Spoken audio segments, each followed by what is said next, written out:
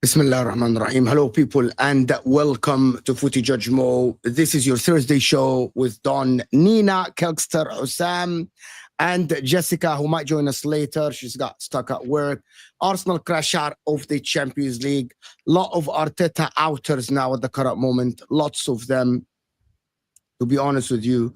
And listen, we gotta just say that there is a lot of people that were Arteta in there, Arteta out now. Have Arsenal regressed massively or just a better team? Arteta believes that his team was better than PSG yesterday, and he said that the best team went out. I think that is absolutely ridiculous. Enzo Fernández is proving a lot of people wrong, including myself. He's leading Chelsea comeback in the league. They are now on course to make Champions League football.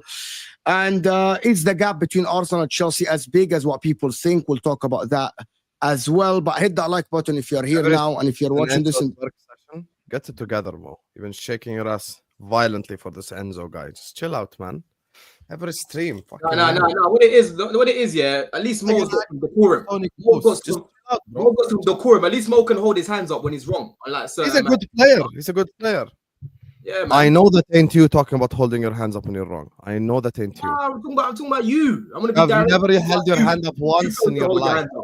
You failed to hold your hands up. That's what you failed to do, bro. You know what I'm saying? I held my hands up about Rice earlier on this season. No, don't worry, we're gonna talk today. We're gonna talk today, man, because a lot of things I've been saying keep coming to fruition. But let's go, man. Let's go. What do you mean? Okay, yeah, me and you have been going back and forth about this gap between Arsenal and Chelsea. Now, we're not going to talk about that first. We're going to talk about Arsenal, what happened last night. That's what we're Tell me, what happened last night? Whoa. they football won. You know what I'm saying? Football won yesterday, bro. Right?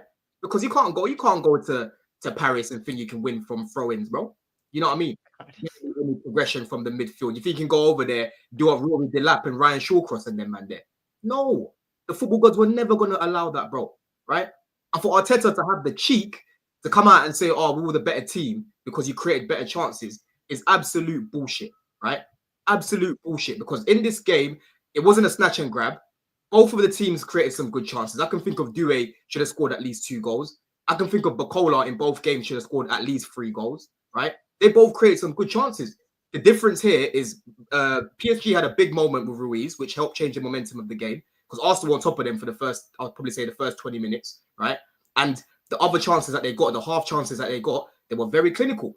And at the same time, they had Donnarumma in goal that helped them, bro. That was a world-class performance. You know what I mean? So sometimes you just got to hold your hands up and say, bro, do you know what? My team, we didn't play badly, but the other team deserved to win. Over 2 legs. There's no way you're going to look at both those legs there, how they happened, how PSG came to the Emirates, scored instantly, You know what I'm saying? More clinical in comparison to Arsenal. Yesterday, the same thing again. And then to come out to say you were the better team. And not even just that. He said we've been the best team in the Champions League this season, bro. You know what I mean? The best team in the Champions League, right? It filters down. That's what I mean. The delusion filters down. This fan base like to call me delusional and that, but why is it every single time I say things, the metrics are backed up by what I'm watching with my eyes? Yeah. People don't like to use stats when it doesn't suit them, but me, I love to use stats because every time I say something, I'm not just saying it because I don't like Arsenal. And the funny thing about this as well, Mo, yeah, it's not even a thing where I don't like their club. I don't like their fans. That's what it is. They've got a lot of players I like, bro. I like Saka. I like Saliba. I like Gabriel, right? There's so many players. Rice, bro, in a different system, you play him in a double pivot. He's a good player. I don't think he's an 8. I like Skelly. I like Timber, right? It's their fans that constantly yap, and constantly want validation when every single time they keep leaving without trophies, right? Getting knocked out by Newcastle, not scoring a single goal, yeah? Before today, every semi-final they've reached, they've only scored 1 goal, bro, yeah? They've scored 2 goals in like 8 semi-finals, bruv. You know what I'm saying? That is crazy, bro. That is crazy. But they created chances in the beginning of the game, to be honest. They did create some chances, but again, it goes back to the issues that they've had this season. I've said when I've been watching Arsenal and Chelsea create more chances than Arsenal, right? But Arsenal have a similar situation as Chelsea right now because they don't have a clinical striker, yeah? I've literally witnessed Kai Havertz in my club for 3 years. Nino can relate as well, right? They're having the same problems as what we had with him. You know what I mean? And whose decision was that to sign him? Spent 65 million on him. It was Arteta. You know what I mean? So everything, all these decisions that they've made, these players that have let them down, you can always track it back to the manager. You can always track it back to the owners. You know what I'm saying? Yeah. Right now, Arsenal fans, bro, they need to wake up and smell the coffee. Yeah. You man have been, I know you man have probably grown up in your childhood and that where you've been in the mud, you know, Spurs were even better than you at one point, and now all of a sudden you've got a bit better. But end of the day, bro, you're yet to win anything, bro. That's why when they're talking at times, I'm like, bro, you lot ain't won shit. Yeah. You can never have seasons that are the same. Last year they had a very good season. Arteta came out the other day, sour, talking about the last 2 amount of points that we got in both seasons would have won us the league, right? How sour is that, Husam? How sour is that for him to talk about the points? That was very sour, and I put out a short. I responded to it for a reason. Because first of all, that's factually incorrect. Because 2 seasons ago, at the same point in time in the season, after 35 games, Arsenal had 81 points. The season where they only lost the league because Saliba got injured. And the year after that, they had 81 points. 80 points, sorry. So they were a point worse off when they were in the middle of a 16 out of 18 win. We're on 82 points. So we're factually better than Arsenal last year and the year before that.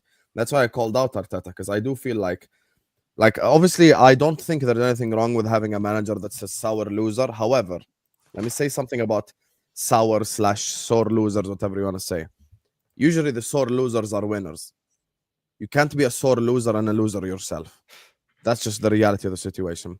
If you're a sore loser and you're Conte, you're Mourinho, you're Klopp, you're Pep, no problem. Klopp is the biggest waffler in press conferences ever and in post-game interviews. But he's a very sore loser. His track record, though, speaks for itself. 9 trophies in 7 years, rebuilt Liverpool, got us a Premier League first time in 30 years, blah, blah, blah. Same thing with Dortmund, same thing with Mainz. So he's a winner, so he gets to be a sore loser. The problem in Arteta's scenario is the guy hasn't won anything, and he also acts like a sore loser. That's why it makes it very hard for any of us to accept. If Pep Guardiola came out and made the same exact statement, people would go like, whatever, it's Pep's opinion, Pep's doing this. But Pep has 7 league titles in England. You know, it's not, you cannot say the same for Arteta. So I think that's the biggest problem. And I do think like it comes off, and I'm going to go ahead and say this, even though this might be a bit unpopular. It comes off very Brendan Rodgers-ish at Liverpool. You guys remember every interview? Yeah. I genuinely, as a Liverpool fan, my blood was boiling listening to him. I'm not even joking. I genuinely hated Brendan Rodgers. I despised him. Because every time we came out after a game, sometimes you just wanted to listen to like, yo, we were not good enough today. We should be doing better in front of goal, whatever it is. But he always came out and said, we showed character and we showed leadership. Why are you telling me about leadership and character, Brendan? Why are you telling me about leadership and character? I don't care about that. I want us to win. And I think that's the issue with Arteta. I think it comes off as delusional. And there are many Arsenal fans now. Let me get. There are many Arsenal fans now. I want to get Nina, Kelkster. We'll get them involved. Don't worry, Nina's here because Chelsea won. Me and Mo work with a lot of Arsenal. Me and Mo work with a lot of Arsenal fans, and even the positive ones, like even the ones that we think are positive, have now fully turned because they've had enough. And to be honest with you, I understand. I want to ask a question. So the Arteta out, Arteta in conversation is actually dead because he's staying, which is what Igal said on, like he tweeted and said, there is no point of us saying Arteta out or Arteta in. The question is he going to be able to actually get them a trophy? After watching yesterday, do you think this man has the bottle? Do you think this man has the courage as a coach to get this team over the line? Because this cannot stay forever. It can't stay forever. I think there are a lot of Arsenal fans that are quite afraid of letting Arteta go because of where he's taken them, and they're so grateful for that to a point where they're actually not Arteta out at the moment. At least from what I've seen, there's quite a lot of fans that are saying give him another season because he took us to a semi-final in the Champions League, so that means that next year, and there's always next year, and I think Arteta has really taught Arsenal fans to hang on. I don't know how he's done it, but he's really managed to teach Arsenal fans to hang on to the thought of next season and next year. But it's actually really beyond me how there are a lot of fans that still trust that next year maybe the year. So yeah, I don't know, but I agree. I think the first 20 minutes Arsenal were definitely the team that looked like they'd score first, and they didn't. And I think that obviously PSG again had a couple chances after that, but they were just the clinical side first, and I think Arsenal's heads dropped a little bit from that. But yes, they created chances, but again, didn't put them away. And again, some sloppy errors. I think Partey's one that stands out instantly with the errors from last night, individual mistakes, and then not stepping up individually also cost them the game. I think that's one game yesterday where you needed some individual brilliance, and not a single one of them stepped up for that moment at the end. So yeah, I think it was a fair result. But the thing Saka went full Raheem Sterling with that missed the sitter, skied it into the net. I was like, that was Sterling Leon flash. I was like, that was literally the exact same goal that he missed. I was like, damn. Sterling never recovered from that either. And for me, like watching PSG, right, and how they just progress the ball through the midfield, the patterns I was seeing them through their midfield, it just again goes back to what I've been saying about Arsenal's midfield, right? I tried to be as objective as possible when I'm watching the game, bro. It's got nothing to do with me being a Chelsea fan, but I watch a lot of teams, I watch a lot of football, and I compare Arsenal's midfield in comparison to others, and it is very, very stale, bro. Very, very stale, right? There's a reason why Arsenal's midfield progressive stats right now are the same as West Ham's, bro. And if you go watch West Ham, you'll see how bad their midfield is, bro. Yeah, you'll see how bad their denominator in there too. Yeah? They are not playing Rice in the best position that this guy can be playing in, bro. You're not getting the best of this guy. I don't give a shit if you're gonna tell me about the GA this guy's got. For me, you're not playing this guy in the right role. He's being misprofiled the way you play him, bro. Yeah. Odegaard is Casper. I've been calling this guy Casper for years. And when you talk about Partey yesterday, he was very sloppy, bro. Very sloppy. I don't see much creativity through their midfield. I don't see many, even long shots that go in really from their midfield. You know what I mean? I don't really see them build through their midfield. It's mainly through the wing. If you go look at the chances they created yesterday, they were mainly coming from the wing.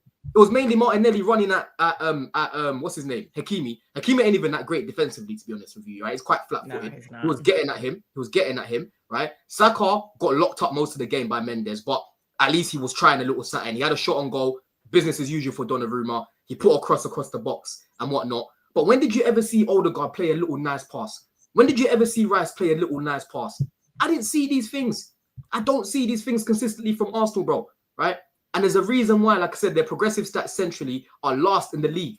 They are last in the league with West Ham United, bro. Okay. West Ham United, yeah? They are missing a spark centrally, bro, because the only spark they've got is their wide areas, bro. That's the only thing, yeah? No one can ever try gaslight me about what I watch when I watch these guys. Because every time I go check the metrics and I show Mo, even Mo was surprised the other day. He said, oh my God. I said, Mo, why are you saying, oh my God? I'm not surprised by this. I'm not surprised by this, bro. You know what I mean? They're dead last. They are dead last in the league, below Southampton in terms of creativity from the middle. Oh, let me just read something else before someone else comes in right now, because something interesting came out today as well. Yeah, Granit Xhaka, when they first competed for the league, if you go watch how Arsenal were playing that year when they first competed in comparison to now, they were playing some brilliant football through that midfield, bro. Granit Xhaka, that's the first time when Arsenal fans really started to appreciate what this guy was doing, bro. Yeah, I checked earlier. I saw a stat, from Data MB. It showed the midfielders that have played the most progressive passes. Granit Xhaka is 5th on the list.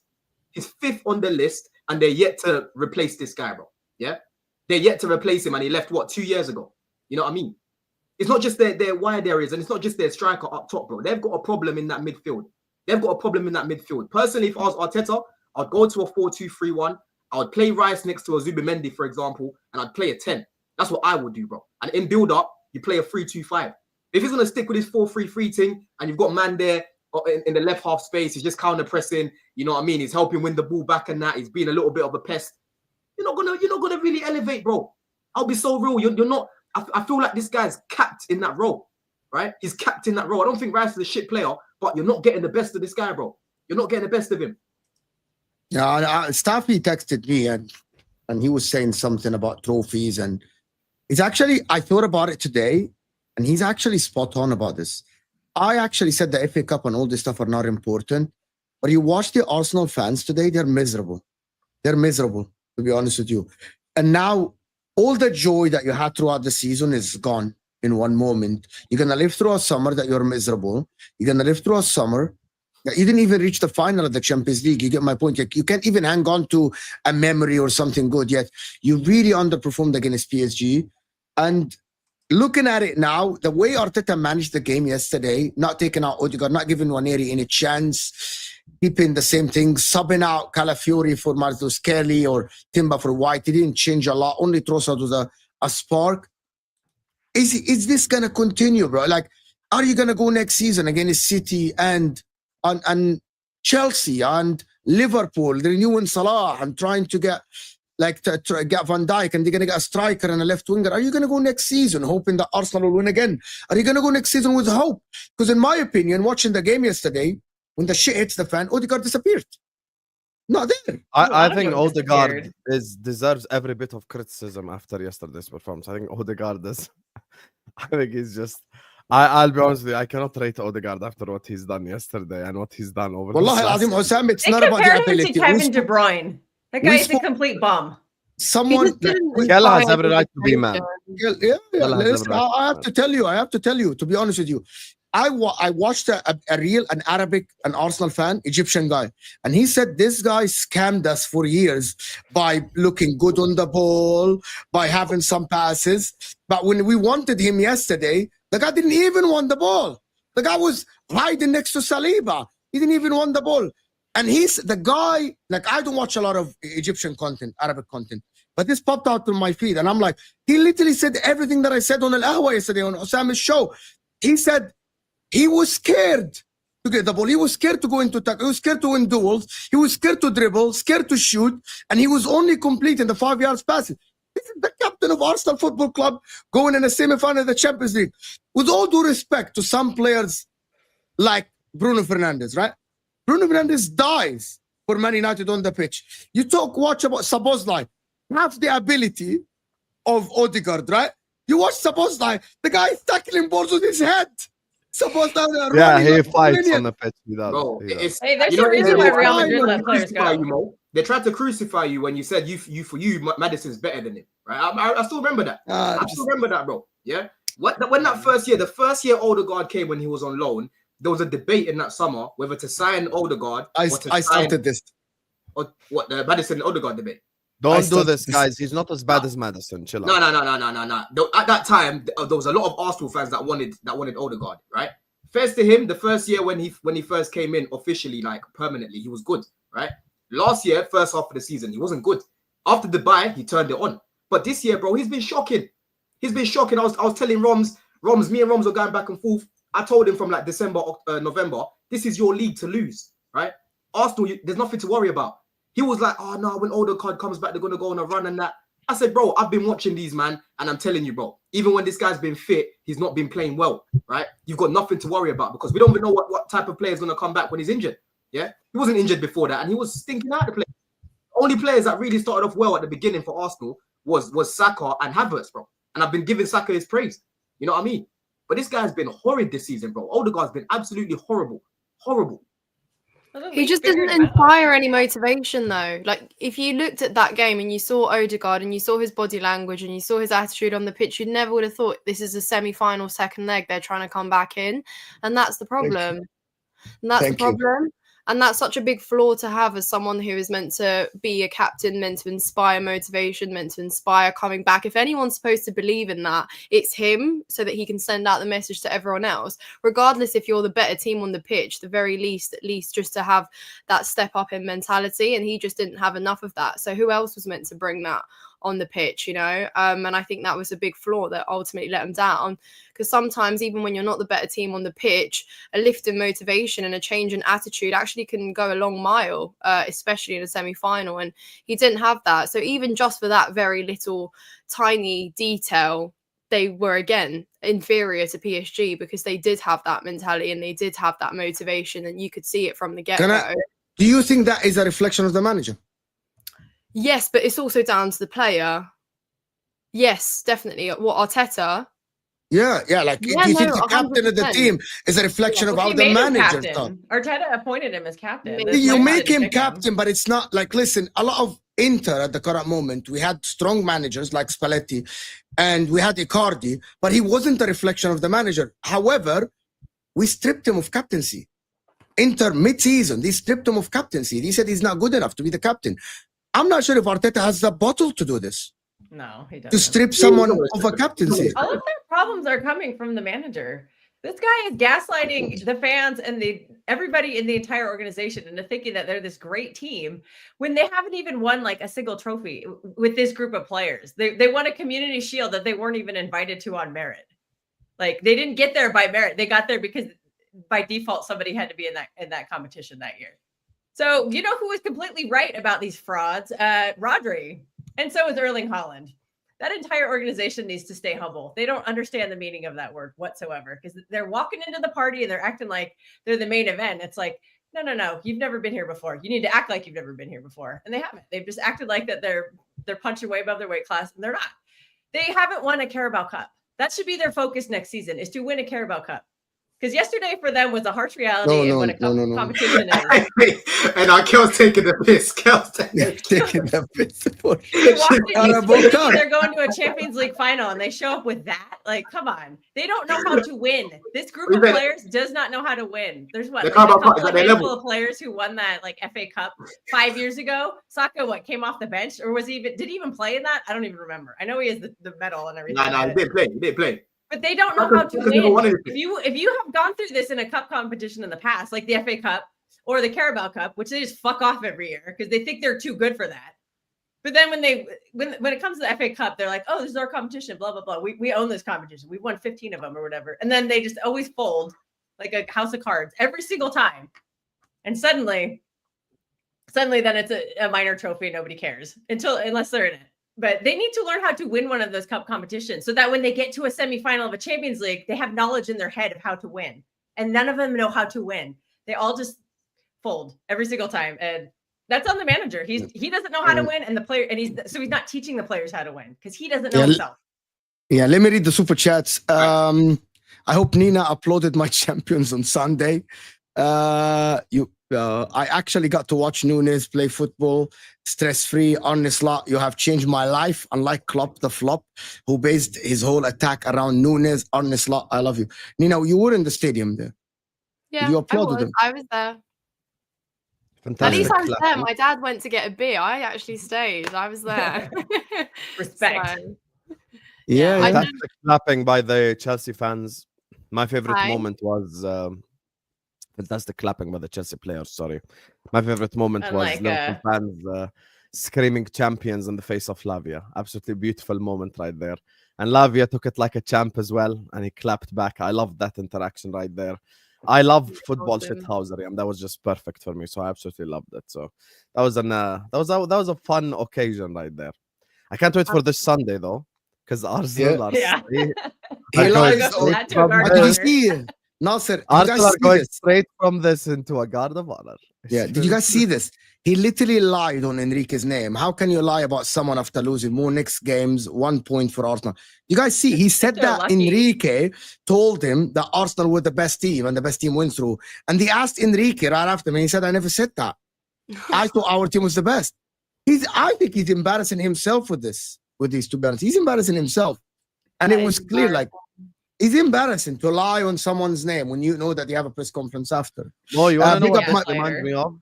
Let me tell you what this reminds me of. You want to know what, like, when billionaires get together and there's like billionaire who made himself from scratch, billionaire who has businesses, billionaire who has real estate, and then there's this one guy who made it off of cryptocurrency and he just doesn't know how to behave. He just doesn't know how to act next to the other billionaires. That's Arteta right now. Like, he just doesn't know how to behave. You know what? Man, you know what? The better team didn't go through. Habibi, this is the Champions League. This is how I know he just that club just knows nothing about Champions League culture. Who told you the best team always goes through? Since when?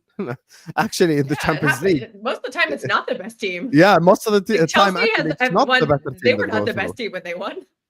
Chelsea were shit against Bayern, like compared to how Bayern were, and Chelsea were shit against City. But it's about taking your moments. It doesn't matter who the better team was. It's about taking your moments. That's what makes the Champions League so special to win. So for me, yesterday, Hakimi took a moment that all of Arsenal's forwards couldn't take, and he's a right back. So where do we go from here? Because he's a winner. Yeah, one with Inter, one with PSG, one with Real Madrid. Hakim is a winner, bro. Like, and no, this is why we come back to the point where I argued with you. I think Kel was the only one on the stream that agreed with me that day. Quadruple charge season, Liverpool, right? We lost the league, we lost the Champions League final, but at least we won the FA Cup and the Carabao Cup, so you leave with something. And that also gives the players a feeling of like, okay, we might not have got the big trophies, but there's something. So even like during the summer, you feel like, okay, we didn't win the Premier League, we can try to go again, but we won the FA Cup, we won the Carabao Cup. There's something. The problem with Arsenal is right now there is nothing. And by the way, they faced Newcastle in the Carabao Cup semis. The first leg was at the Emirates. So this whole St. James's Park thing, the first leg was at the Emirates. They could have went like 2-3-0 up. But can I tell you the difference? Guys, big up everyone that joined from Igal stream, of course. Hit that like button if you are here. Big up Igal for the raid, of course. I'm going to tell you the difference, right? When I released the video and I said that Arsenal are built to the Champions League, you know why I released that video? Because Arteta was humble in his approach to the Champions League. I'm going to tell you that when he approached the first game against PSG, he had 30% possession. He knew his limitations, right? You talk to Arteta now, after he beat Real Madrid, he's arrogant. He doesn't know. He changed. He thought that he can go toe-to-toe with PSG. That's a man that doesn't know the limitation of his team. I think that, well, bro, I'm telling you, did you see that, like the way he approaches games and the way he talks in the media before Real Madrid versus past Real Madrid? He thought, yeah, now I can go toe-to-toe with PSG. You had 20 minutes. Okay, great. But basically PSG, after 20 minutes, they literally were the better team. It took you 20 minutes. They made me feel like they were going to score more on the counter, bro. Every time they were countering, they missed some good ones too. It's actually, you know, the definition of stay humble. Knowing, like, I'm going to tell you something. You know, when Inter played Barcelona, we attacked for like 10, 15 minutes and then we defend. We know the limitations. That Inzaghi knowing his team. Arteta got arrogant. He got arrogant. He's like, I can go to toe with these guys for 90 minutes. No, you couldn't. Odegaard couldn't press. Saka couldn't press. They have better tactician outside. No, they pressed quite well. They, to be fair to them, they did press quite well, innit? Like they locked only in. 15 minutes. Only 15 minutes. Yeah, but because after this, you can't press people get tired. Minutes. To be fair, listen, people will get tired. Exactly. Yeah, you got to ride that wave. You got to ride that wave. Exactly. You get tired, and then you know that your team got tired. Fall back. Fall back a little bit in moments, in phases. As they say in the game, in phases. Both legs were that way though, because there were both legs where both, like at the Emirates, there were times when Arsenal was a better team, and then there were times when PSG was, and I think it was the same thing at Parc des Princes. Big up my people and Don. We are champions of England. What say you? Chelsea are frauds today. Good luck, Staffy. Good luck, Staffy today. Big up, man. Big up. Big up, Chelsea. Chelsea could win a trophy this season. Yeah. I feel sorry for the dog. Okay, great. Okay, great. Yeah, we need to call Animal Protection Service. This is what Haaland meant by stay humble. Arsenal and their fans want credit for almost doing something. Listen, it is what it is, guys. It is what it is. Brian, as an Arsenal fan, we're not good enough in the boardroom, coaching staff or players. So basically, fold the club. That was what Brian just said. I really hope fans will wake up. I really hope that fans will wake up to this bullshit. Okay. Staffy, my Arsenal friends are still telling me they're the biggest club in London right now. I'm like, buddy. Have we changed our minds on Arteta? Shame. Have I changed my mind? I told you 2 days ago. I'm no longer speaking on this man. I'm no longer. Like, he's a good. Not in and out. Is he a good coach? Yeah, of course he's a good coach, but you can still be a good coach and lose the way you lost yesterday. I didn't even watch the game, but I went home whenever I got home, and I just fell asleep to the highlights. But it was always gonna happen. The Arteta out was gonna happen the minute they lose and all that stuff. And they built him up to be something that he's not yet, and something that he hasn't accomplished yet, and something that he hasn't deserved yet. And I think that was the issue that was always gonna happen with this Arsenal team. You know it's bad, bro, when people say the only way I'm in on a manager is if he wins me the Champions League. Like, I generally don't remember this happening in football than it happening with Arsenal. Like, when United won the Champions League, we weren't in or out on Fergie. When Chelsea won the Champions League, who'd you guys win the second Champions League? When Tuchel, yeah. I don't think Chelsea fans were like, if Tuchel doesn't win, he needs to go. Obviously, the same thing with Kel. They didn't want Pep out because he hasn't won a Champions League yet. With Husam, Klopp wasn't in or out if he wins or loses the final. When you compare all of our situations, us 5 teams that I just mentioned here, and then you compare it to the situation Arteta was in, he's the only manager that was required by his fan base to either win the Champions League, which is to a lot of people's eyes is the biggest trophy to win in world football, obviously outside the World Cup, but for a club at least, that is the biggest trophy, or you go. And that just shows you the situation that they were in. Most of them never believed. Most of them overhyped their team. Most of them overhyped this manager. It was just never a healthy environment anyways. You get what I'm saying? And this is the issue that they were always going to face if they don't win. You cannot tell me that you trust the manager, but if he loses one game in a very complicated competition, you want him out. You know what I'm saying? It just means that something along the way, you were either forcing yourself to like this manager, or you were just like too scared to say that he's maybe not good enough, or you're just scared of being bullied by Arteta outers. Whatever it is, bro, I don't think they were ever in a healthy situation to go and win this stuff. And this is why a day later, or by the way, they lost by a respectable result. Like losing 2-1 in France is not the end of the world. But because you add everything that happened before that and the fact that they don't win, this is why they're at where they're at right now. Because I've came to a realization, and wallahi, listen, I've been a sports fan for so many years. It was only last night that I really figured out this. Winning is actually the best medicine to any sports fan. It's only winning. The way, bro, I've been a United fan for how many years? I don't think I've ever enjoyed a night in sports like I did last night because of how much it meant to win a game like the one that Knicks won yesterday.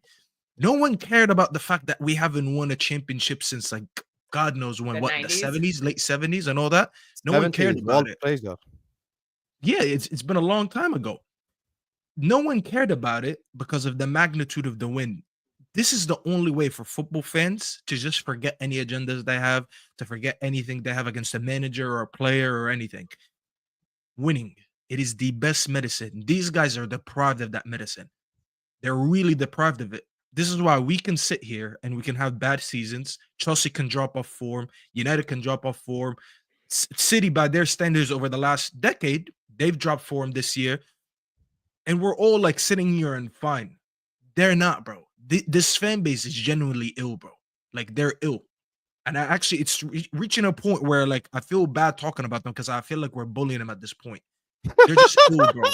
And the only way I'm not even joking. The only way these guys are going to be cured is if they get the medicine, and the medicine is winning, and they need to win a trophy. Until then, bro, we're just going to enjoy sitting here and making fun of them, because I'm really enjoying now waking up today, watching this Arteta in, Arteta out debates going online. People, Wallah Azim, I woke up 8 a.m. to a message from Terry saying, do you know any Arsenal fans? He thinks maybe that I know, like maybe a couple American fans or something that want to be on the top 6, because the rest of the Arsenal fans are too pussy to be on the top 6 today. Wow. Imagine that, bro. I had to listen to Kunle all season. My people. I heard that intro so many times I couldn't fucking stand it. I hated it so much, bro. I love Nigerians, but Kunle was starting to make me hate them, bro, because of that intro, bro. Giuseppe, bro. I love Italian cuisine. My favorite food is chicken parm, and I haven't eaten it since I met Giuseppe. Because all this guy does is just sit there and absolutely, bro, like the way he glazes everything Arteta does and Arsenal does is insane. Every Arsenal fan that just gave us a headache all season, all that just again leave with no trophy. And bro, they generally don't get it when we say this. You have to go there and do that and be that guy before you can speak. This PSG team alone, forget everything else. I have history going to Paris and winning. I won with Tahis Chong on the pitch. Tahis Chong. Mason Greenwood didn't make his debut for Manchester United at that time. We took Mason Greenwood to the PSG store, and we printed his name and his number, and it had the PSG logo on it. He was playing the game with a jersey that had the PSG logo on his number because he didn't even have a jersey ready for his name. I went with kids, and I won in that stadium. This is when people say heritage and being there and doing that, we've all done that. City have went to Paris and beat them before. Chelsea have done it maybe a few years ago before they were this good, but they still done it there before. Liverpool have done it before. I swear they beat them that one season they won the Champions League, or maybe one of those seasons. We beat them this season 1-0. We've all been there and done that. These guys have yet to achieve anything. For how long their club existed, they have taken so long, and they've never found in a situation where they've been there and done that. Their biggest win, and I'm not trying to really dismiss it, their biggest win was the Madrid win. And this is why they're all falling back on this win now, saying, but at least I beat Madrid 5. It is factually their biggest win in European history, and it's a quarterfinal win. A quarterfinal win. I have history beating some of the biggest teams in Europe. Chelsea have history beating some of the biggest teams in Europe. City have history beating some of the biggest teams in Europe. Liverpool have history beating some of the biggest teams in Europe. Arsenal are still yet to do that, Mo. Do you understand that? It's 2025. I'm about to see the Knicks in an Eastern Conference final before I'm seeing Arsenal pick up a trophy, a European trophy. That is crazy, bro. That is actually crazy. You don't understand, bro. This is absolutely crazy. They've been humbled. And to be fair, not all of them deserve this humbling, but a large part of them deserve this humbling, bro. A large part of them. This is not me telling them, by the way, be Arteta in or out. I don't care no more. Just do what you want. We're just going to sit here and tell you guys the truth. And the truth is that another season is upon us and it's ending, and you're still to leave with a trophy. Not a major one, not a league, and not one of the baby cups that you make fun of us for. And this is why I texted you, Mo. If I win the Europa League, I told you, that's the medicine. It might be a small medicine. It's not a medicine that's going to cure whatever happened over the last decade of not me winning the league. But guess what, Mo? The day the final comes, you think I'm going to care about what happened over the last decade? I'm going to be locked in for the remainder of the 24 hours and for 90 minutes, and my team has a potential to another European Cup that I'm going to put on a tifo again, like the one that I had in Lyon. And guess what? Arsenal still can't do that. So they can hold that, man. Respectfully. Staffy could win a trophy for the 3rd season in a row, and his team has been complete dog shit for the past 10 years. And he could win a trophy for the 3rd season in a row. That's Nina, you've been quite a bit after you said that analysis again. What is next for Arsenal before we move to Chelsea? What is next? This season is over for them. This season is over. It was like you're asking me the $1 million question. If anyone knew, they would have done it by now. Patrice, do you believe this Arsenal? Okay, me and Husam.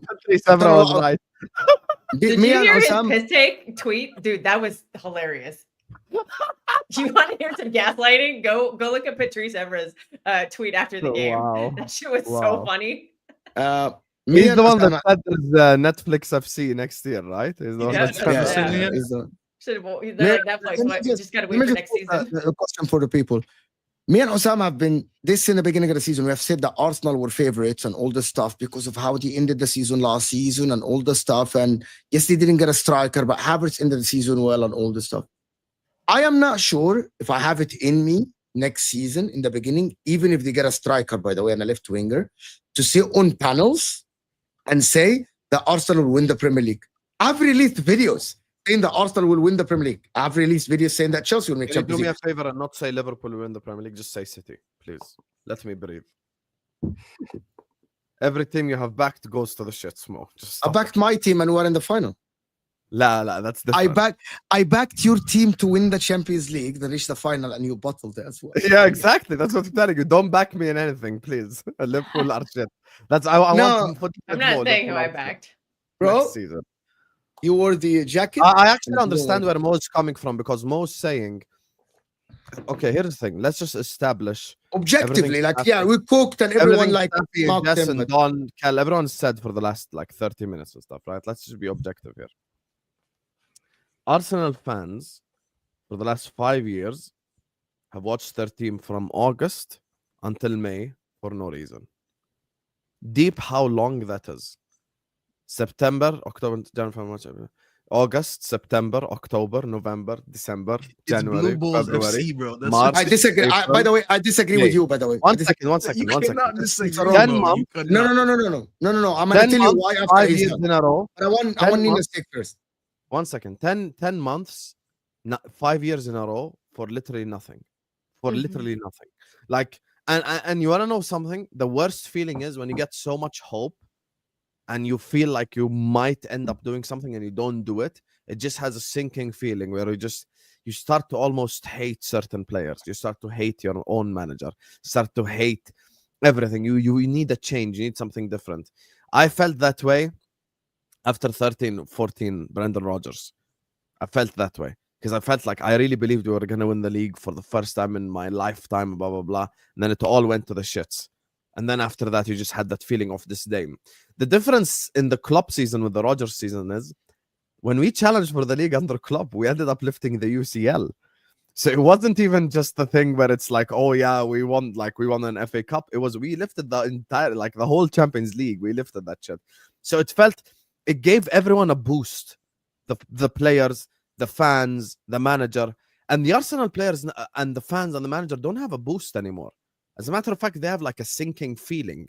It makes them feel worse. It makes them feel a lot more horrible. You get me? So that's the thing. Like, it's just, I think it's such a bad way to end the season for Arsenal Football Club, and I think the way that they have went out of the Champions League, the way that they have drawn games in the Premier League, I think it's just a horrible season for them. And if I'm in Arteta's place, I would send in my resignation. You should. His gaslighting is trickling down to the fans and also into the players. Because one of the first things I heard out of Declan Rice's mouth is, "Oh, well, we had 5 or 6 players injured this season." Tough shit. So did my team. We lost the best player in the world the entire season, and we're going to a cup final. So it happens to everybody. You're not special because you have injuries. Great managers find ways to make things work. This is why we gave him praise against Madrid, because he managed to get Marino was on the pitch with about, what was it, 3 or 4 G&A. He had like 2 or 3 assists and a goal, and we praised him for that. This is why go ahead. You just have to accept it both ways. That's what great managers do, and that's the point. Great managers find a way to do things, and this is why we glorify these managers when we go back and look at certain games and certain finals and certain campaigns where things were against them and they were able to win. That's what makes you a great manager. You're not a great manager when everything works your way and you end up winning. Dembele wasn't on the pitch yesterday. If they would have lost, everyone would have said, "Oh, they're lucky because Dembele wasn't on the pitch." But Arsenal fans would have heard that. They would have said, "Oh, we don't care, we don't care, we don't care." So now that when you lose, you can't say that. You can't say that because you've been second in the league playing with this team, and we praised you, by the way, for being second in the league with no striker. So now you can't use that as an excuse to why you couldn't beat PSG. You didn't just not PSG because you had Marino playing up top, because he's been scoring a lot of goals. And a lot of other issues. Don't forget, PSG didn't have a striker in this game either. He started the game on the bench. By the way, they were playing Stoke City football. I watched all these throw-ins yesterday, and I heard Don say that. They were playing Stoke City FC. They were using Partey for that. I didn't think Partey was coming back to this game so he can do what was his name? Not Liam Delap. What was his father's name? Rory Delap. He was doing Rory Delap shifts in Paris, bro. And if they would have won, they would have called it genius. And you did it. That's what I'm saying. Football 1, bro. Staffy, Football 1, man. I want to get Nina's take on Oh this. no, who's joining us? Big up Max. No, that's Max, Hi, Max. guys. Hi. Max. Everyone's in hiding by the looks of it, man.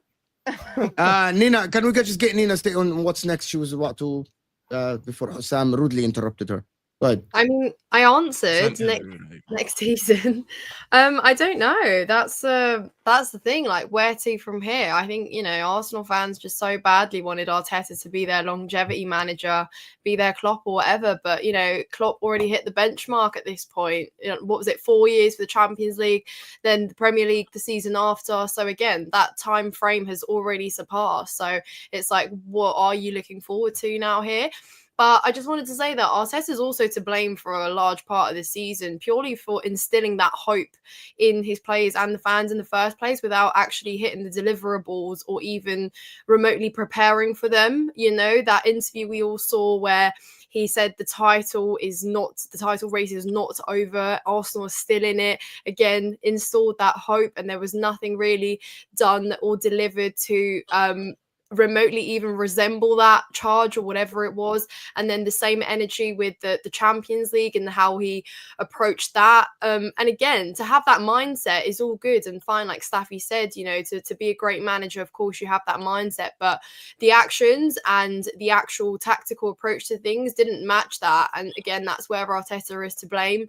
I think, you know, mentality, even yesterday, like, why I think, you know, he was so apprehensive of some of the substitutions as well. And it's almost like he did what he did at the start of the season where he second guessed things that he didn't need to. And he kind of like questioned his own system that was working. Do you know what I mean? It's like he didn't even care to take a risk at some point. Like, I don't know, you could have, the bench was definitely a lot thinner than PSG's was, but why couldn't you bring on a player like, I don't know, Nwaneri, for example, someone that at least has some sort of flair or has done something? Like, it was all well and lost anyway, but I don't know, for me next season, if I'm an Arsenal fan, I'm feeling quite hopeless. Yeah. Wow. Before I get Max in, Arteta is becoming the next Erik ten Hag with his arrogance. He is saying stuff that are very strange. Trophies. Yeah. He's saying RSV. He's saying very strange stuff. Lying on someone's name yesterday was kind of crazy. Yesterday, Mo, real quick. Arteta? What did he say? Arteta in the press conference said that the PSG bench told him that the best team went out, and then they asked Enrique that, and he said, "I never said that thing. Our team is the best." No. He said no. Instead of laughing, it was really funny. He said no. PSG started pragmatic, knew they only needed one goal. Fair enough, Sean. That is exactly. And Arsenal only needed one goal. They could have started pragmatic a little bit. Evil Saka winning a European Cup before star boy Saka. All right. See? Hopefully. After past few seasons, I just can't take Arsenal seriously, even with a full squad. Still can't do it. If they start chatting mad going ahead, I'll just laugh. Big up, Jack. A lot of people laughing at him. At them today. Big up, Jamie. The football story, guys. Rational League panelists. Big up the panel. Arteta's cooked right now. Jamie's going tough on Arsenal lately. He's been going tough. Win the dog out of my club. Animal abuse. Go rescue that poor dog. Animal. As a neutral, we need Ange to win it. Would be amazing. Ange to win it. I'm on Spurs. We don't need that or garbage Crystal around Palace here. won a Come on, trophy. Let me just do this. I don't think people are Well actually done. deep in how important yesterday's game was for them. Their heads will genuinely be gone and adrenaline evaporated. Absolutely. Which brings me to the question to Max. Do you think you're closer to Liverpool than Chelsea, or you're closer to Chelsea than Liverpool?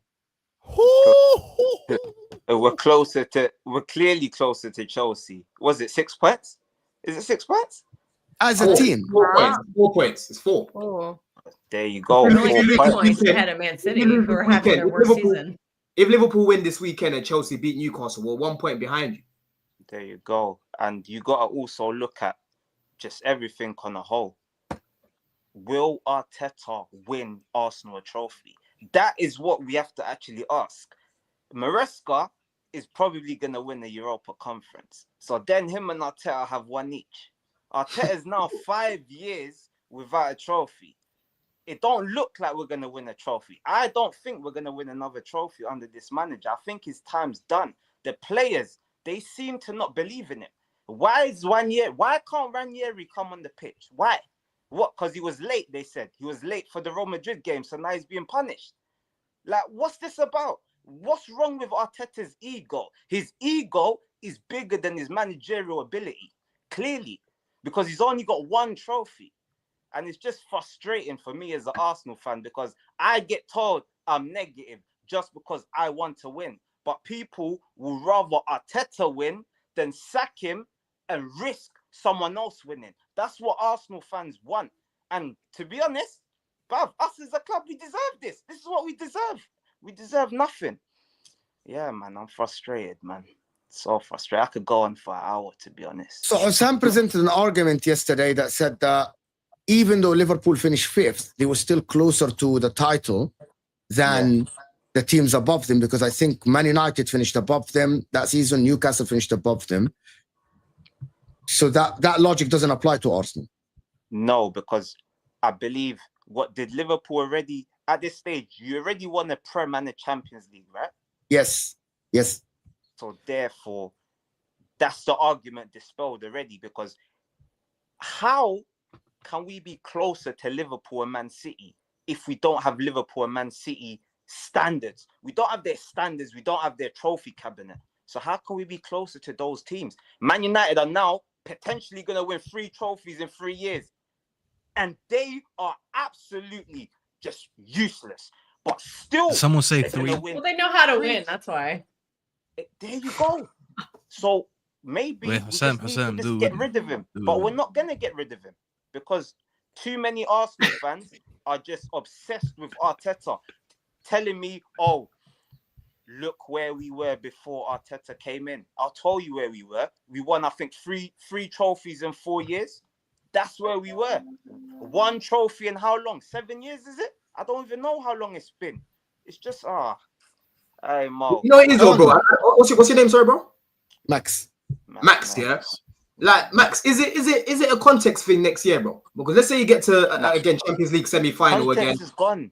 Or like you get to like a, you know what I mean? Like for you next year, is it Prem or Champions League? You have to get the fuck out. It was that's how I am now. I agree with you. I agree. You're ready to cut ties with this guy, yeah? But next year, they're the only 2. So even if he was to win the Carabao Cup or whatever, you still get rid of him. No, but they're going to make excuse again. Even if, say, I'll give you an example. We lose on goal difference, the league. We lose the Champions League final, and we lose the FA Cup final. There's context. We were close. But we didn't get over the line again. Can't even get to a final, though. I think that's the biggest issue. The best way to describe Mikel Arteta, he's going to win you the battle. He's never going to win you the war. Yeah, it's bridesmaid, never a bride. Pochettino 2.0. Don, regarding Chelsea, before we, Pochettino reached a final. Put respect on it. You know you gotta go. Regarding Chelsea, next season, if you get the summer correct, came back from 2-0 down. By the way, do you think you can be closer to the title than Arsenal next season? At least challenging than Arsenal next season. I think we could both challenge next year. You know, because we've both got similar problems, right? Arsenal, they've got a problem up top, like I said, and for us, our major problem this season has been our finishing. You know, a lot of people like to cook our defense, including you, Mo, how bad we are defensively. But with the likes of Chalobah, with the likes of Cole, with the likes of Sanchez in goal, throwing the ball into the back of the net, we still have the 3rd best defense in the league, right? So you have to give praise to Maresca for that. You have to give praise to guys like Caicedo for that, right? Every time I see Chalobah or Cole have a good game, these guys, I never hear any praise on their name. But when they make stupid mistakes like what they did against Ipswich, it's everywhere, bro. Chelsea's defense stinks. Chelsea's defense that. And for me, bro, I've been saying throughout the whole season, Mo, yeah, our defense has mid-table centre-backs, yes, right? But it's not as bad as what people make it out to be. Nina will tell you the amount of stupid shit we see at the back at times, where it's like, yo, what the fuck are you doing? Yeah, I rarely ever see Chelsea getting bopped, and then we concede. That was last season, right? But this year, I'm telling you, bro, even if we had a decent striker this year, give me Visa, give me fucking Wood, yeah, big pause on that as well, blood. Give me these guys, yeah, and I'm showing you, yeah, we would have finished above Arsenal this season, right? I can think of that Christmas period. Our biggest problem over that Christmas period when we lost to Ipswich, we lost to Fulham, we drew to Palace, we kept dropping points because we couldn't finish. It wasn't so much our defense, it was our finishing that was shocking, bro. Yeah. So these gooners right now, they need to wake up and smell the coffee. You got to a Champions League semi-final, cool, but you are literally 4 points above me.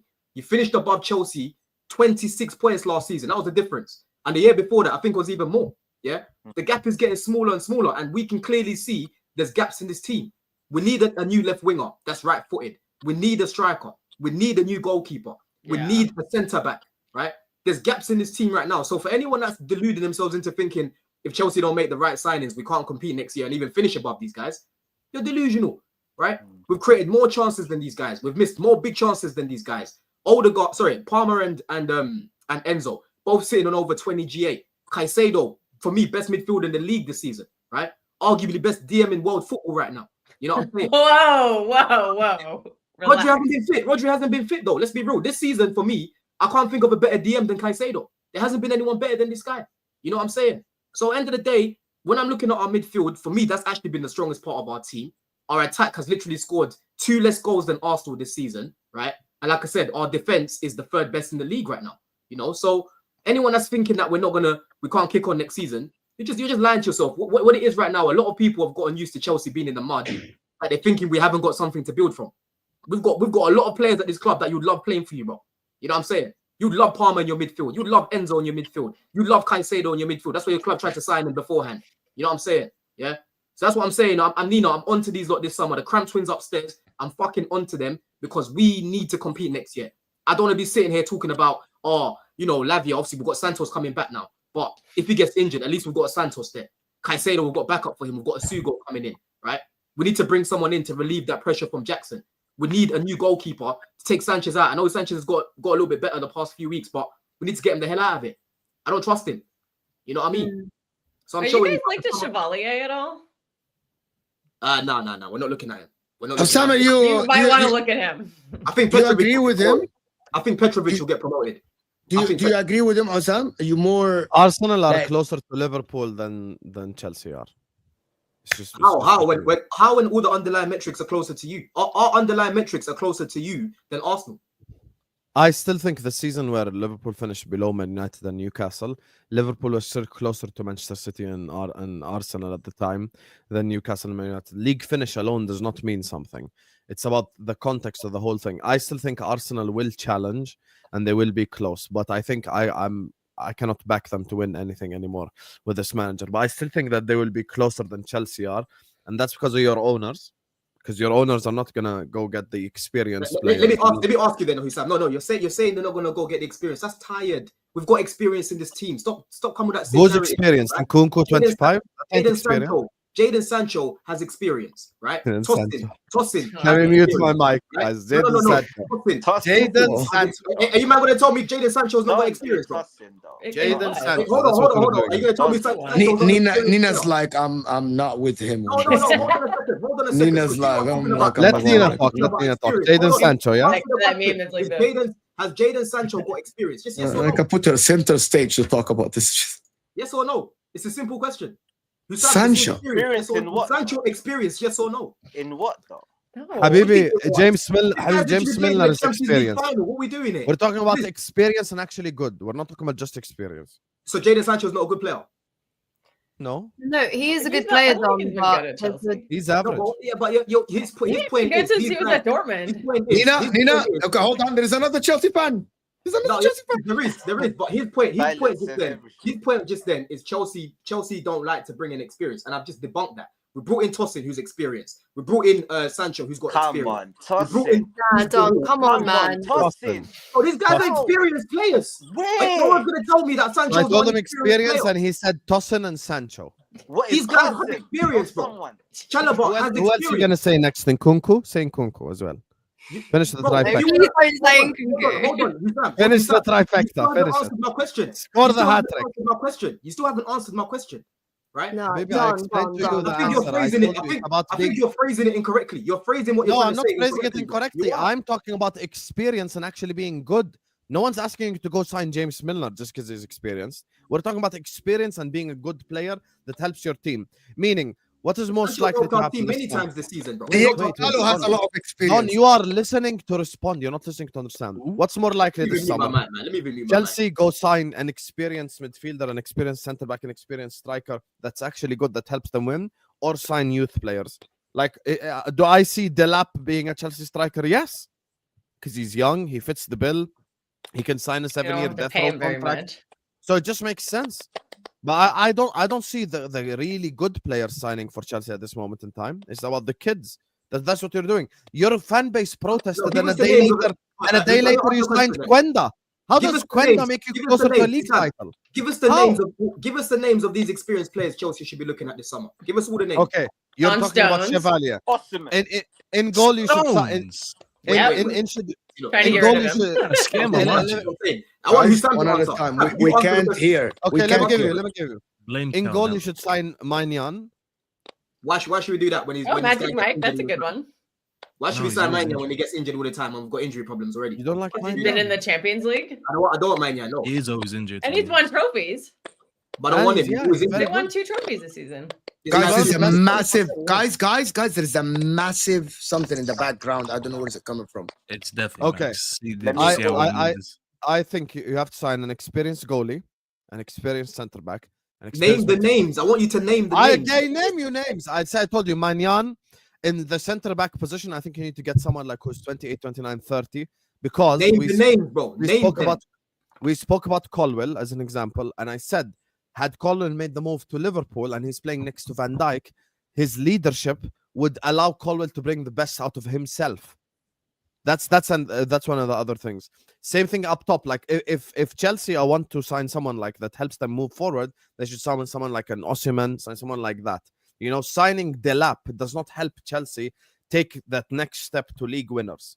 But Husam, you just said your opening statement. This is what I'm saying, Nina, because this is what I'm saying. Husam's trying to confuse what's happening right now, right? You said you don't think Chelsea are going to challenge because you don't think these owners are going to try. They don't want to go by experience, right? Yeah, they don't. We were literally chasing this guy until the last day of the window, right? This whole Tosin thing, people were telling me Chelsea don't sign anyone above 25. We signed Tosin, who's above 25. We signed him. It doesn't matter if he's free or not, Nina.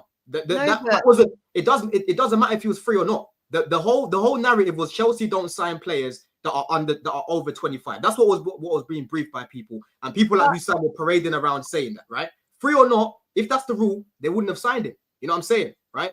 Jadon Sancho, you're not going to tell me whether you rate him or not. I rate him as a squad player. Not to say he should be starting week in, week out.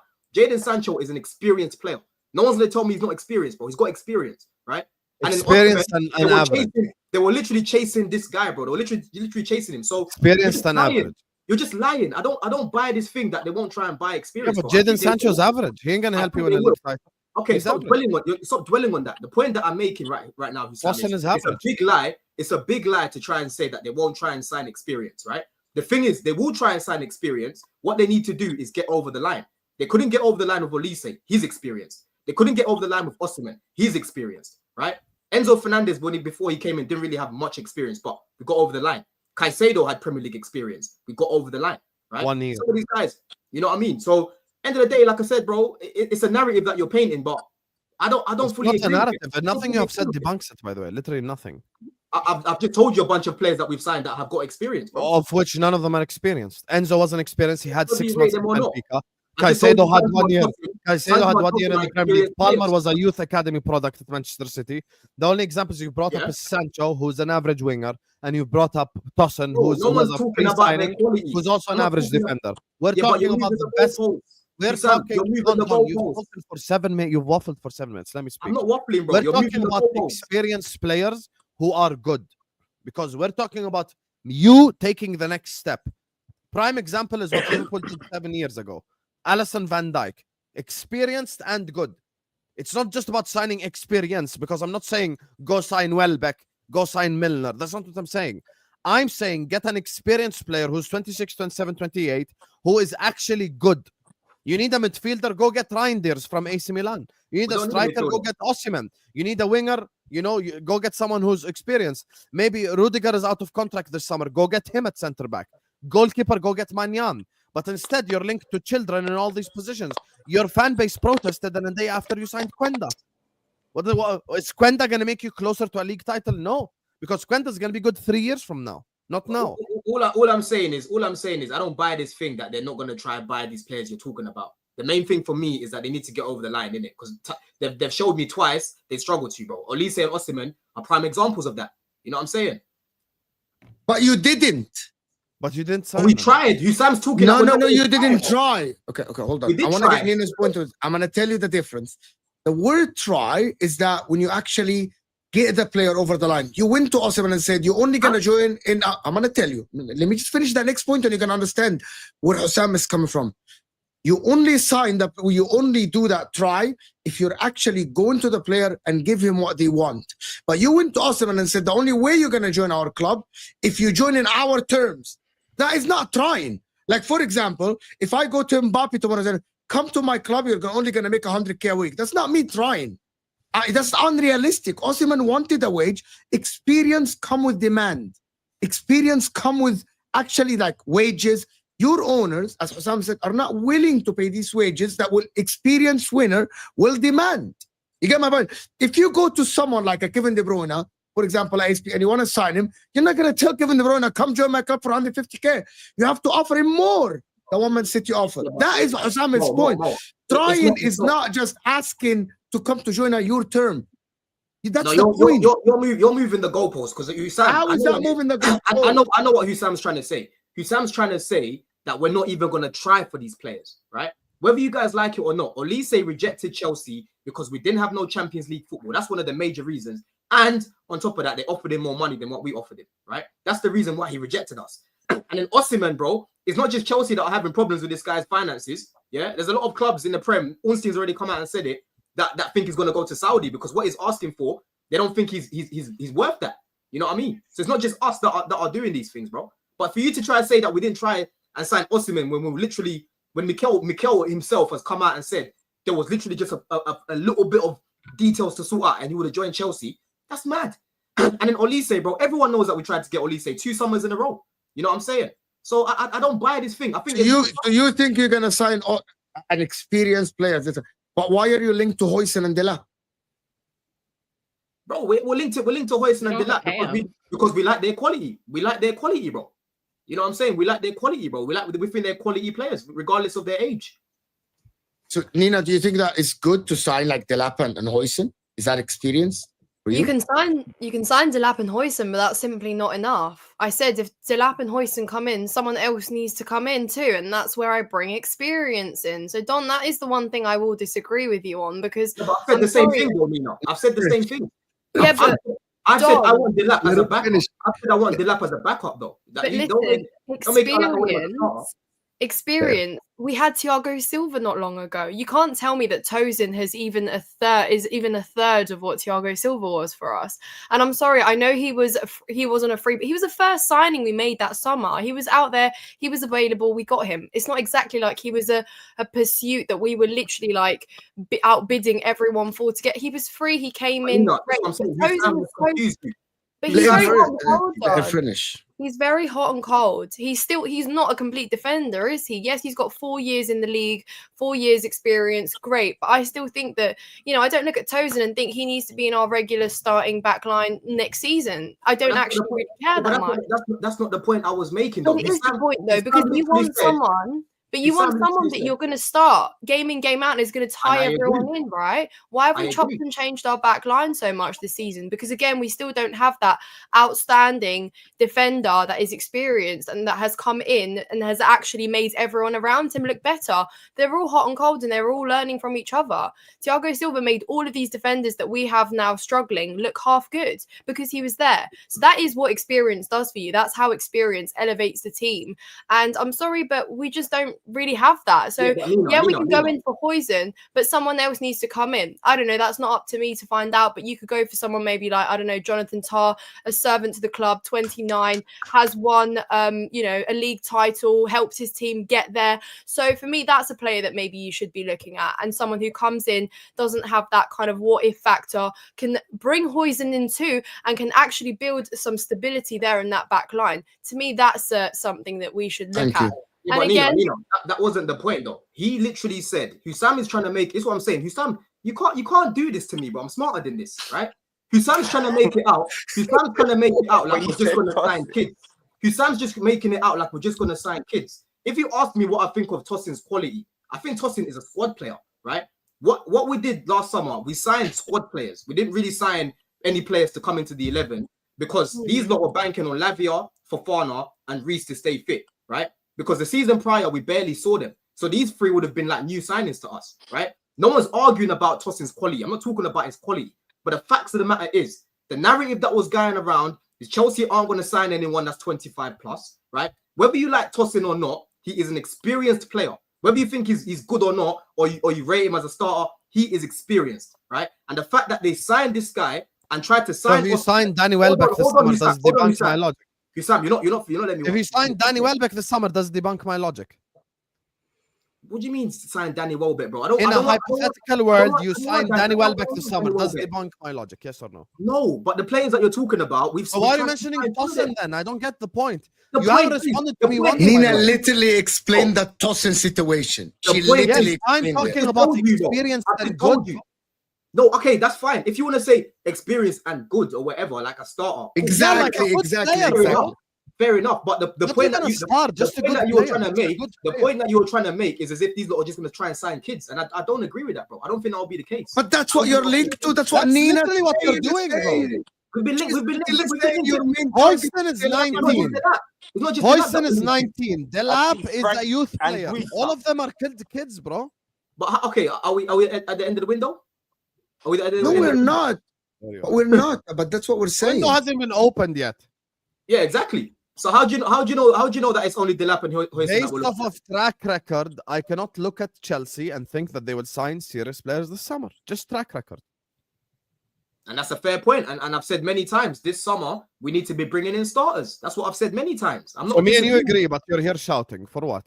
I disagree with what you're saying that we don't sign experience, because I've literally seen us sign experience. I said experience and good. You miss out that part. To be honest with you, I think Tosin's come in and done what I expect from a squad player. You know, bro, Chalobah's mentioned the guy. Chalobah's mentioned the guy. We're not scream over each other. Chalobah is benching Tosin at the current moment. He is. But this same Tosin guy that you don't want to cook has actually helped us have the. We're not cooking him. Don. We're not cooking him. Nina's point is Nina's point is very simple. Nina's point is very simple. They're saying sign Hoyson, sign Delap. But you need to bring someone to lead that defense. Awesome. If your guy that you're talking about, Tosin, if he's being benched by Chalobah, who was on loan to Crystal Palace, that is not good enough to lead the line. Him being a squad player is good. Free signing, great. We praised him. Me, Husam, everyone praised that. But you need the next level player that will start week in, week out, that will lead the line, regardless of who plays next to them. We're literally saying the same thing, bro. Even with Delap, I've said for Delap, yeah. I know how toxic this fan base is. I don't want Delap to come in as our main starter. I want Delap to come in as a backup, and you bring someone else in where he can learn from and whatnot, right? So do you believe your ownership? Okay, simple question. Do you believe your ownership will sign Delap and another striker? I hope they do. Do you think they will do? Do you think they will do? I don't know, bro. These guys are unpredictable. Don't tell me they don't know. Do they think they will do? I don't know, bro. I don't know. You have been watching the ownership for 3 years. You wanted answers from Husam. I'm going to ask Nina the same question. Based on the history of this ownership, do you think your ownership will go for Delap and another striker as well? I don't think so. I think. Thank you so much. Thank you, Nina. Thank you. I am hopeful, but I don't think so. Because to our owners, Delap is enough to be the sole, the number one. Do you know what I mean? To our owners, they would look at Delap and be like, great, one fantastic year in the league. You've scored goals. You've basically hit Jackson's numbers. For us, that's amazing. You are young, you fit that profile of 1 year of something there to show for us to go in and get you. And you also maybe have room to develop, grow, and raise your value as a player if we need to sell you on at some point. So that's my fear. And I've seen us do it, of course, Not long ago, we brought in Nicholas Jackson in the same way. A half good season in La Liga, hitting those numbers. That's enough for you to come in and become number one. We'll go with you as our number one. So for them, that will be good enough. Delap and Jackson as our centre-forward options next year. And that is my fear because, again, I have nothing against Delap, but I'm sorry, he's not everything. He's not the, how do I say this in a nice way? Solution. He's not. Yes, thank you. Okay, that's see. nice. She analyzed. She analyzed the history and tried to predict the future. We can get it wrong, Don. We all can be wrong. No, Nina, another thing I was trying to say about these guys are unpredictable, bruv. And on top of that, I even forgot, even the chat I reminded they are very predictable. Neto, She literally, she is very predictable. They're very predictable. Hold on, Mo, yeah? Neto's another one that's not an experienced player. We just went and signed this guy that everyone wanted to fucking sign for their club. But when he comes to Chelsea, he's not experienced. No, he is experienced. Neto's good signing. I don't think we sign experienced though. According to you, Sam, we don't sign experienced players, bro. What's Neto doing here then? What's Neto doing here? What is he doing? What's he got? 3 goals. Hey, he's not a goal scoring winger, is he? You know what I'm saying? Neto's another one, bro. Yeah. All I'm saying is, yeah, with these owners, Mo, like what Nina's saying, cool. It's unlikely, but they are unpredictable, innit? You know what I'm saying? They are unpredictable, bro. That's what it is. And for me personally, bro, I know how toxic this fan base is. I don't want us to sign a Delap. You know, game week 2, these guys will be saying get him out of it, because Arsenal have gone and signed Gyökeres, and Gyökeres has scored a hat-trick on his debut. And now Delap, he's only scored 1 goal. It's getting the fuck out of it. I don't want that for him, bro. Go somewhere else. Go to a Villa. Go to maybe even a Newcastle if Isak leaves. Go somewhere else and stay away from this club, because these lot are toxic as fuck. I want someone that's going to come in here, has some Champions League experience already, older than this guy as well, so he's got more experience in the game, right? And better than him right now. You know, I like Delap. But can I ask you guys, Chelsea fans, something? Don and Nina, do you think there's going to be a point where this ownership flicks the switch and they start going? Because we know what the last 2-3 years has been more about younger signings, and even the experienced ones before Don comes at me, they're not really on high wages. Do you feel like at some point there's going to be a flick of the switch where you're like, you know what, we have enough of a good core in this team where now we can start making the more premium signings? Now I don't know what your wage bill is like, but I'm just to use a hypothetical. Okay, now I can start giving players over 200K a week, because now I think I'm starting to get the superstars in their positions. Do you think there's a point where that happens? I'd say at the moment, no. And in the near future, no. Because this is what they've worked so hard to implement these last couple of years. And I just don't think that, one, the model changes. That's probably the one first thing that we, really have requested for. But no, and I think that's why... I just wanted to go back to the point earlier about how much we trust these owners and how much we trust the recruitment to make these decisions. Like, I never really even believed that we were that serious about Osimhen, because yes, he was a pursuit last year at the start of summer. Like, we were instantly in talks, but we knew what Osimhen's terms were. We knew what those terms were from the start. And then you tried to make it out and paint it out that we were in on deadline day for him. Like, Osimhen's not a signing you make in 2 hours leading up to deadline day. Like, that's why for me that was it never really was going to happen. And now I know that because we have Delap on like our top 3 list and we're talking about him, we're going to go in, we're going to sign him. But for me, we were never that serious about Osimhen. And if we were, Staffy, and if we actually wanted to maybe change the model, because we would recognize that Osimhen comes in and elevates us instantly, gets us goals, and, is less of a risk factor. Of course, there's no guarantee. We've seen that and we've hurt ourselves more than anyone with buying the 100 million super strikers. But the point being that there's less of that risk factor, but they weren't ever really willing to do that for a player like Osimhen. So it doesn't really make me believe it now or in the next 5 years that will happen, because we're so... 5 years. Nina, can I ask you a question? Nina? Yeah? So many years. Have we experienced what these owners are like with Champions League football? No. But what makes really predict what the plan? Why didn't you answer with that, John? But right now they're so set in buying young, talented players that have some sort of flair to them. Maybe, like I said, just a year is enough for you to come into Chelsea at the moment if you've got a good year behind your belt, whether it's in the Prem or whether it's in one of the other European leagues. That's enough if you've got potential there. And because that's just how we're building our squad at the moment, it just doesn't fill me with confidence to answer Staffy's question that they would change that to bring in some premium players and actually maybe change up the wage structure, because that's something that they tried so hard to do in these last couple of years. Would you not argue that Caicedo was a premium player when we bought him? No. Premium player, yes, but not one that you change your wage structure for, Don. That's the question right now. The wage structure. I mean, they've said plenty of times though that they'll be open to, breaking this wage structure that they've got, depending on who the player is. And right now, like I said, it'll be very interesting to get Champions League football, because what I've said on my channel is I don't want these guys to be making excuses this summer about wages and not trying to pay up if you make Champions League, everyone's money goes up by 20%. So whoever you're going in for, bro, you better get that over the line, Nina. You know what I mean? I don't want to be seeing this thing of, oh, we're not in the Champions League, we ain't got the bread right now. You better fucking make sure you make it in there, bro. You know that is true. You bring these guys in. And that's what I keep saying when people are saying, oh, Don doesn't want to be wrong. It's not that I don't want to be wrong, but there's so many different factors here, right? These clearly are unpredictable. That's literally what it is. There was zero links, yeah, not a single link about Neto. All of a sudden, we see Fabrice Hawkins saying Neto is about to sign for Chelsea. We get here we go within like an hour from Fabrizio, bro, right? We don't know what these guys are working on in the back. And with Champions League football, we don't know where they're going to go with this. You know what I mean? I don't buy this thing that they're not going to pay the wages, bro. I think they will, depending on who they go for. You know what I'm saying? I think with Osimhen, it's clear it's not just Chelsea. If it was a Chelsea problem, cool, fair enough. But like I said, people like to, talk about Ulti like he's the number one guy when it comes to transfers. This same guy has literally said a lot of clubs think Osimhen's going to go to Saudi because of his wages. So I'm not really looking at that as just like a Chelsea problem. I think that's an Osimhen problem, if anything. You know what I mean? But this summer, I like Delap, bro. I put this guy on my list, before the season started. Players to watch out for, right? I like Delap. But I don't like this fan base. That's my issue. I know how toxic. Well, I don't understand. He needs to learn on the job. I don't understand. I don't understand what he's talking about. Don, what about the fan base? What does this have to do with the lab? They're toxic as fuck, bro. They're toxic as fuck, bro. He'll come in. They won't even support this guy.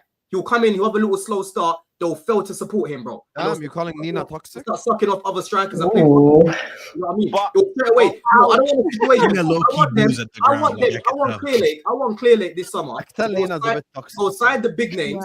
Sign the big names, yeah? Because I don't want nothing to come back to say, oh, why did you not go and sign Delap? Why did you go sign Delap? You should have signed Gyökeres. You should have signed Osimhen. You should have signed this guy. You should have signed Isak. That's what's going to happen, bro. I know this fan base, bro. I don't want that. Why does anybody think they're signing Isak? Aren't you guys doing that now? Isak's not leaving Newcastle. Oh, so yeah.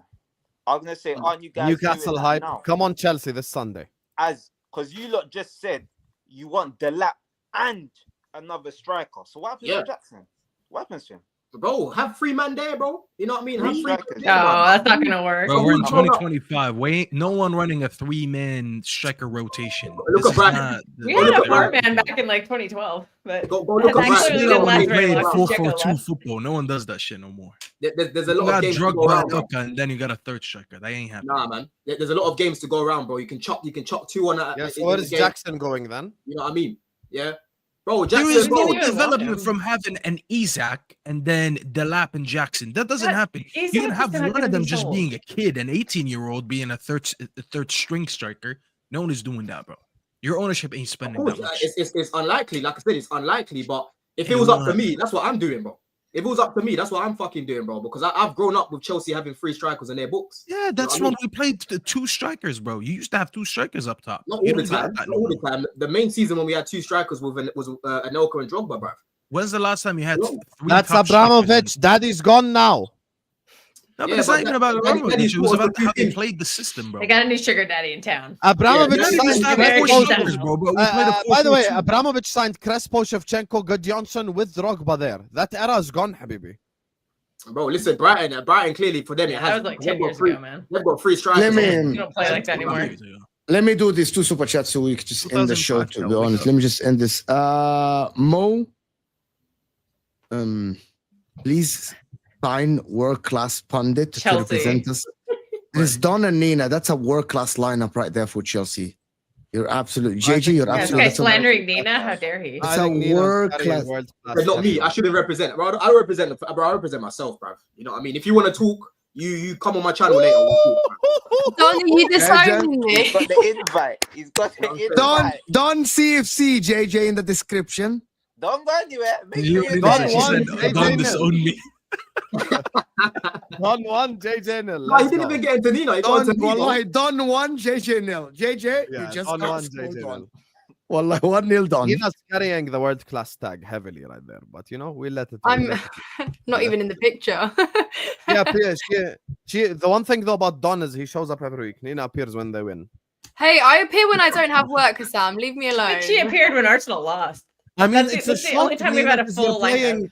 Because you're playing IKEA FC today, so how come we don't have work, Nina? Yes, in fact, I have something for the game soon, guys. A big semi-final tonight. Leave me alone. Sure, yeah. Big European night, guys. I told you. Eddie is saying La Liga and Tibas are trying to block Lamine Yamal renewal, which will force a free transfer like Messi. Which Premier League club can best suit him? That league is corrupt.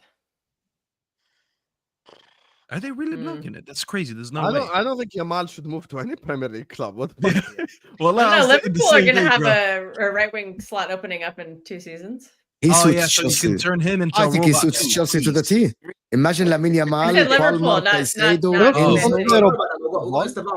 slot ball is robotic.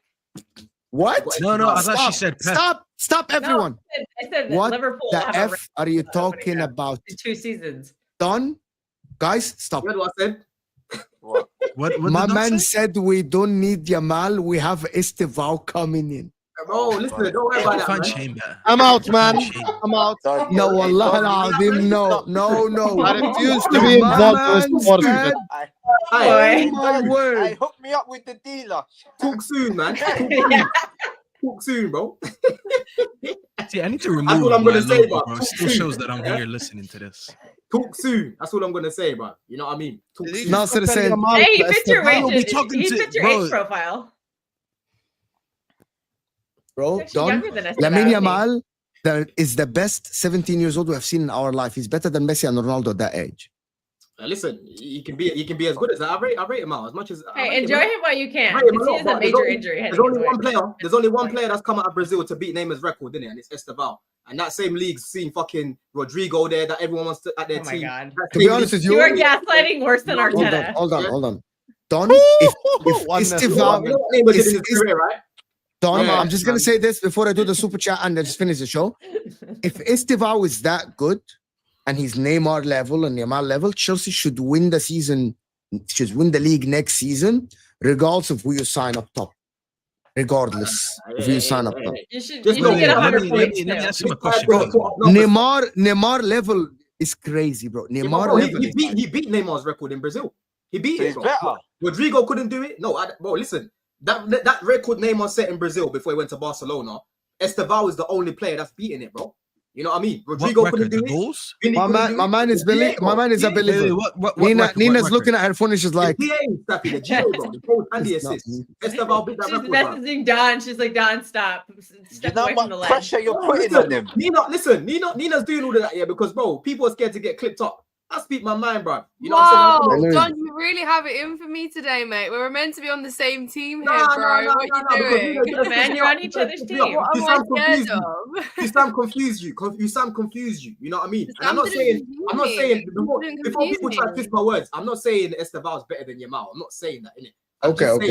I'm just saying that for me, this guy is an unbelievable talent for his age. He's 17 as well, right? And like I said, he beat Neymar's record. These are facts.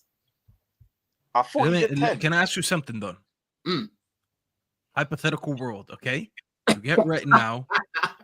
Okay, a guy comes up to you in a suit, glasses, and a briefcase. You don't know who this guy is, and he opens that briefcase. And it says, you get a free swap right now. Takes nothing other than you agree. You swap the Estevao contract with a Lamine Yamal contract. Nothing is changing. You're not paying no extra money, no nothing. So next season, instead of getting Estevao, Lamine Yamal comes in instead. It's a one name until we can end the show. One name. Are you saying yes or no? Man. Hey, I'm backing my boy. I'm backing my boy, man. You know what I'm saying? I love Yamal, bro. I love him. But I love Estevao as well, man. I can't lie, bro. Have you watched Estevao? This guy was on the verge. This guy was about to go Bayern or fucking PSG. He would have been starting for these teams, bro. Like, what are we doing here? Okay. You're turning down Yamal, who's done it at least in 2 seasons in Europe so far. In the Champions League. The potential of Estevao coming in and do it, because we still don't know if he can translate that to Europe. That's the difference that's going to be between him and Neymar. Yeah, but Neymar translate it. But hold on a second. Yeah, when Neymar was in Brazil, would you have not taken a chance on him? Neymar was Ballon d'Or contender, top 10 when he was in Brazil. Estevao was done.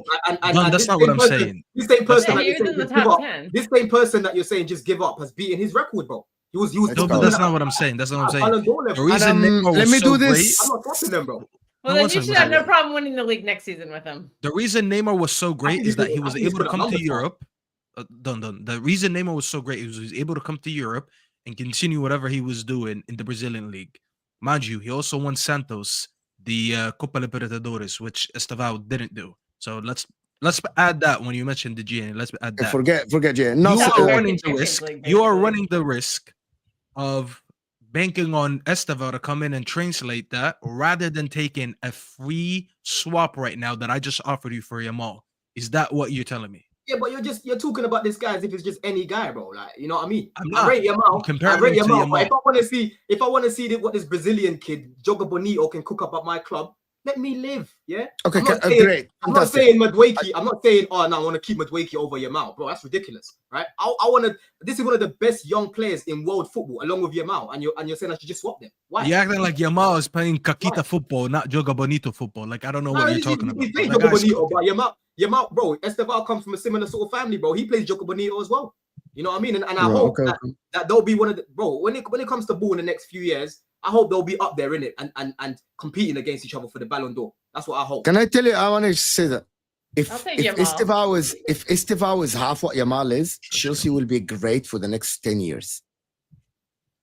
Bro. Some people asking for we're against Disasi. Husam, Delap, Santos, Petrovic, give us extra 10 points. That's challenging. Stop being disingenuous. That's for Nina. Sorry, it takes me a minute to process. Husam, Delap, Santos, Petrovic, give us extra 10 points. That's challenging. Okay, so what's the point? Like you said, Jonathan Tah. Right. You said Jonathan Tah, and Nasser here thinks that these guys are enough for you to challenge next season. Husam, Delap, Santos. These guys. That's not enough. Okay, cool. Have your opinion. Yes, what I will say though is if we fucking had Delap even this season, regardless of his age, would be higher than where we are, bro. We would have challenged Liverpool a lot longer because he's not missing the chances Jackson missed. I don't give a shit about the age. Yeah. Okay, guys. Nina channel in the description. She does video reviews. She does a lot of work as well about Chelsea. So go and check out her channel. Don CFC in the description as well. Does a lot of shows, regular shows now on his channels. A lot of Chelsea panelists, and you do good work there. Staffy TV, Man United TV, Man United watch along, 100%. Man United watch along. What are you talking about? Man United watch along today.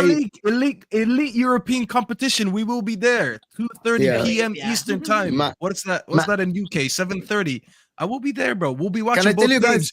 Bodo Glimt. Choices, man. Can I tell you guys one thing? Bodo Glimt, you got something for me today. I know it. Bodo Glimt, we will be there. I need to finish this. Spurs versus Man United is not as strong as Chelsea playing Real Betis in the final. Max's channel in the description. So guys, Max's channel is an Arsenal fan. Is Max's channel in the description. Don't Husam, but stay here, don't go anywhere. There's massive transfer news about Liverpool. Husam is live on his channel. This channel will take you to Husam. Stay here, go to Husam, like the video, listen to the transfer news. Big up people that are here. Hit that like button before you go, and we'll see you guys soon. And we're out of here, people. Don't out.